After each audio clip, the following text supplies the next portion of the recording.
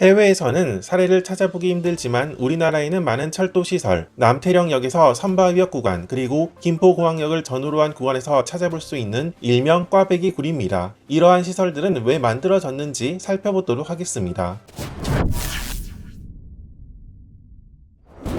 우리나라 철도의 시작은 1899년 9월 18일 경인선 철도 개통부터였습니다. 이 경인선 철도의 시작은 1896년 대한제국이 경인선 철도 부설권을 미국인 제임스 모스에게 부여되면서 시작되었습니다. 이후 모스는 경인선 철도 건설에 있어 자금난과 기술적인 문제에 부딪히게 됩니다. 결국 경인선 철도 부설권은 1898년 일본의 경인철도 합자회사에 양도되었고 1898년 4월 인천에서 두 번째 경인선 기공식이 열립니다. 그러고는 1899년 9월 18일 마침내 노량진역에서 인천역 구간의 경인선 구간이 개통하게 된 것입니다. 일본은 철도도 자동차도 모두 좌측 통행을 하고 있습니다. 정확히 이것도 영국의 영향을 받아서 된 것인데 우리나라의 철도는 이렇게 일본에 의해 만들어졌으므로 철도는 좌측 통행을 하게 됩니다. 자동차는 원래 좌측 통행을 했다가 1946년 미군정 시기 우측 통행으로 바꿨습니다. 그러면서 철도는 좌측 통행하고 자동차는 우측 통행하는 모습이 이어진 것입니다. 1974년 8월 15일 우리나라 지하철의 시작인 서울지하철 1호선이 개통합니다. 서울역에서 청량리역 구간은 서울시에서 지은 지하철 구간이고 서울역, 청량리역에서 기존 철도 노선과 직결해서 운행하는 노선이었습니다. 그러나 이 당시에는 서울시에서 지은 이 구간도 기존 철도 통행 방식인 좌측 통행을 그대로 적용해 개통했습니다. 다만 이때에는 교류냐 직류냐 하는 문제는 있었는데 서울역에서 청량리역 구간은 직류 1500V로 그 외 철도청에서 운영하는 수도권 전철 구간은 교류 25000V로 하기로 결정되었습니다. 이를 위해서 차량을 도입할 때 직교류 겸용 전동차를 투입할 수밖에 없었습니다. 그런데 이때에도 서울시는 도시철도는 우측 통행 방식을 채택하려고 했던 것으로 보입니다. 왜냐하면 이때부터 꽈배기굴 구간이 있었기 때문입니다. 바로 이 신설동역 오거리 구간으로 당시의 5호선은 종강역에서 동대문역 구간을 북복선화시켜 1호선과 같이 지난 다음 신설동역에서 갈라져 천호동으로 향하는 계획이었는데 1호선과 같이 지나는 이 구간은 좌측 통행하지만 신설동역에서 천호동 구간은 우측 통행으로 계획했고 그래서 이 구간은 이렇게 통행 방식도 좌측 통행에서 우측 통행으로 바뀌는 꽈배기굴로 만듭니다. 지금 보면 알 수 있듯이 이 구간은 5호선이 아닌 2호선 지선이 지나고 있습니다. 2호선부터는 우측 통행으로 다니고 있는데 당시의 개통 기사를 살펴보면 자동차 통행 방식과 맞추기 위해 우측 통행으로 바꾸고 앞으로 지어지는 지하철은 모두 우측 통행할 것이라는 내용을 확인해 볼 수 있습니다. 이후 지어진 3호선, 4호선 모두 우측 통행을 적용합니다. 이는 이 당시 제정한 도시철도법에 다음과 같이 어쩔 수 없는 경우를 제외하고는 우측 통행한다고 규정 지었기 때문인데 그러면서 서울뿐 아니라 부산, 대구 등 지자체 주도로 지어진 도시철도는 우측 통행 방식을 채택해 개통합니다. 그래서 서울 2호선, 부산 1호선, 대구 1호선과 같은 노선은 우측 통행하지만 경춘선, 신분당선, 공항철도, 서해선과 같이 도시철도가 아닌 다른 철도 노선들은 좌측 통행으로 지어지게 됩니다. 아마도 서울 2호선을 지을 당시에는 앞으로 지어지는 지하철은 기존 철도청에서 운영하는 노선과 직결 운행할 것이라 생각 안 했을 수 있지만 그렇지 않았습니다. 당장 3호선과 4호선도 철도청에서 지은 노선과 직결 운행이 확정되는데 그러면서 1호선에서 겪었던 직류, 교류 문제 외에 2호선부터 바꿨던 통행 방식에 대한 문제에도 부딪힙니다.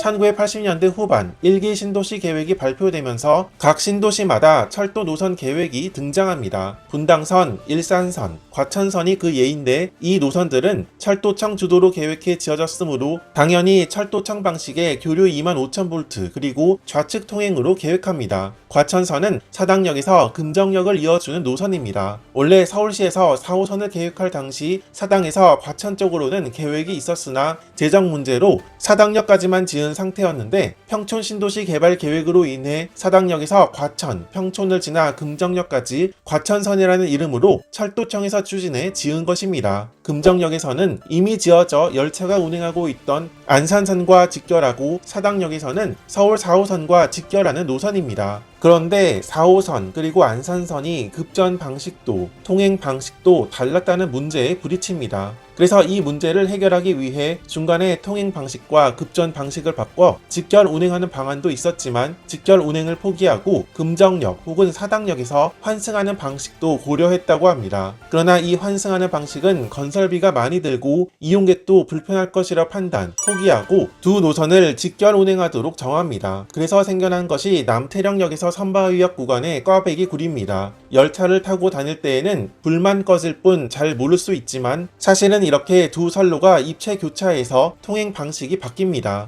그래서 남태령역은 섬식 승강장이지만 왼쪽 출입문이 열리고 선바위역은 상대식 승강장이지만 똑같이 왼쪽 출입문이 열리는 것을 볼 수 있습니다. 통행 방식과 함께 급전 방식도 이 구간에서 바뀌는데 그래서 운행 중 열차의 불이 잠시 꺼지는 것을 볼 수 있습니다. 이 구간을 지나려면 열차도 직교류 겸용 전동차 운행이 필수입니다. 이 기존 4호선 구간에 다니던 열차들은 직류 전용 열차였는데 그래서 개통한 지 10년 만에 4호선은 직교류 겸용 열차 로 다시 바꿀 수밖에 없었습니다. 그러면서 이때 4호선에 다니던 열차들은 2호선 혹은 3호선으로 운행하고 이렇게 생긴 4호선 열차를 새로 도입합니다. 직류 전용 열차와 직교류 겸용 열차 가격은 당시 기준 이 정도로 직교류 겸용이 대당 1억 1천만 원 더 비쌌다고 합니다. 3호선은 구파발역에서 원래 벽제 방면으로 계획이 있었으나 역시 재정 문제로 짓지 못한 상태였는데 일산 신도시 개발 계획이 등장해 철도청 주도로 일산선을 지어 3호선과 직결하도록 계획합니다. 사실 이 계획 외에 당시 철도청에서는 3호선과 경의선을 잇는 선로를 만들고 경의선을 복선 전철화시켜서 이 일산 신도시 구간과 경의선을 직결할 계획도 세웁니다.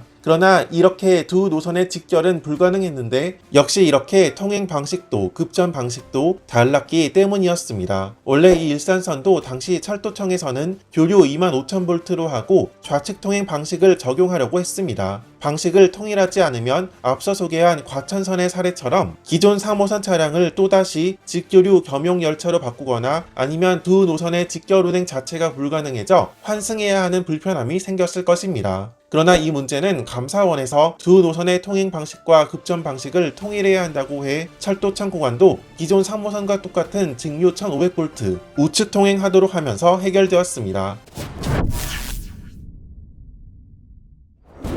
이렇게 우리나라 철도 노선은 1호선을 지을 때부터 급전 방식을 통일시키지 못했고 2호선을 지을 때부터 지자체에서 주도로 지어지는 도시철도는 우측 통행을 선택하면서 직결 운행하려니 급전 방식과 통행 방식이 통일되지 못한 문제를 낳고 있음을 볼 수 있습니다. 2기 지하철 중 8호선은 잠실역에서 모란역 구간이 철도청 주도로 지어질 예정이라 3호선, 4호선과 같은 문제가 생길 수도 있었으나 이 구간은 철도청 대신 서울시 주도로 짓게 되면서 이런 문제가 생기지 않았습니다. 그러나 3기 지하철로 지어진 9호선의 경우 공항철도와 직결 운행해 인천국제공항에서 신노년 방면으로 환승 없이 한 번에 갈 수 있도록 이미 2009년 개통 당시부터 만들어졌습니다. 그러나 2025년 지금에 이르기까지 이 9호선과 공항철도가 직결 운행하지 못하고 있는데 이 문제는 추후 별도 영상을 통해 소개해 보도록 하겠습니다.